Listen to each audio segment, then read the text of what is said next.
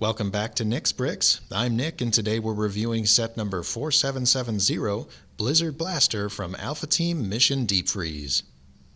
The Blizzard Blaster has 297 pieces, taking the 6th rank on our series Partometer, and is our second and final set from Alpha Team's 2005 wave. The Blizzard Blaster dwarfs the rest of Alpha Team's fleet in both size and firepower, as we'll see, but let's start with a look at the included minifigures.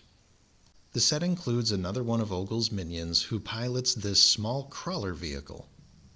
This fun little build maintains the bug-like appearance we've seen in the rest of Ogle's fleet. The Bionicle Climbing Claw, this time inverted, forms the front pincers used to transport and place ice orbs. The 6 legs protruding from either side are made of the same Bionicle claw element used on the Blue Eagle.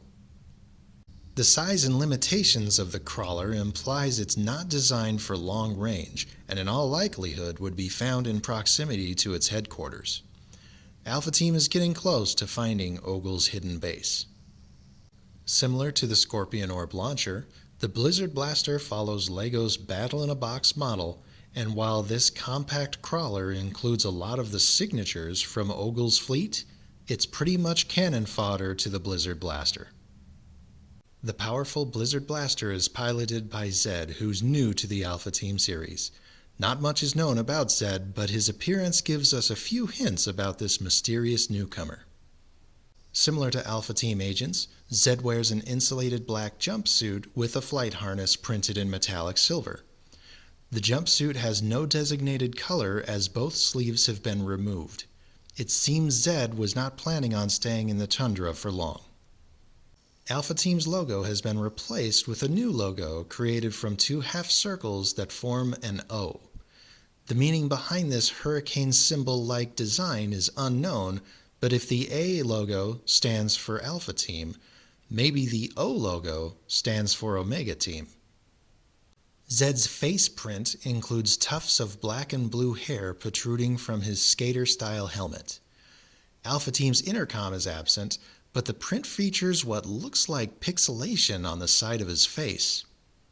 Part of Ogle's master plan during Mission Deep Freeze, which we haven't touched on in our previous reviews, is to use the ice orbs to freeze time itself. Ogle does accomplish this goal at one point in the LEGO lore, and Zed and the Blizzard Blaster are brought in to stop Ogle's temporal meddling. The pixelation may be a side effect of the technology Zed uses to overcome Ogle's time anomaly. I didn't notice it in our Scorpion Orb launcher review, but the Super Minion's red eyes are also pixelated. This shared detail implies both of the 2005 sets may be using the same technology to bypass Ogle's time freeze.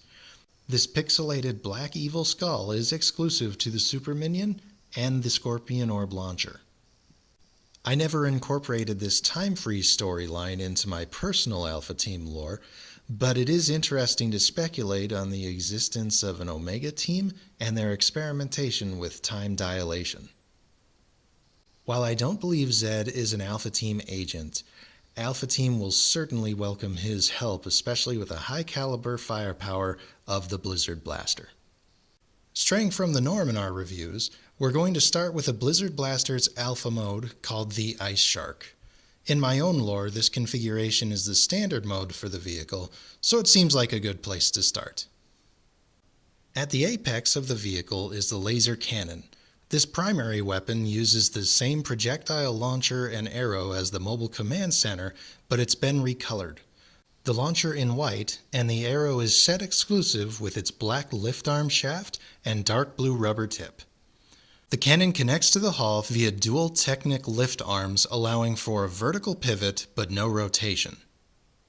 The laser by default is operated by Zed as part of the weapon systems in the cockpit, but the laser also has its own external controls, complete with a gunnery seat. If Zed had company, they could take the gunner position and operate the laser cannon. Just below is the standard enclosed cockpit featuring the square-printed bubble canopy. Opening the canopy reveals the interior, but the controls are made of this 1x2 trans dark blue tile and white grille tile element. I was a bit surprised we didn't get the 2x2 printed tile we've seen on other Alpha Team vehicles, but its absence doesn't take much away from the build, and maybe is another hint that Zed is part of an external team. Thrusters on either side of the cockpit provide a boost when needed, and 4 trapezoid flags mounted across the hull add aerodynamic control to the vehicle. On either side of the Ice Shark are the guide fins.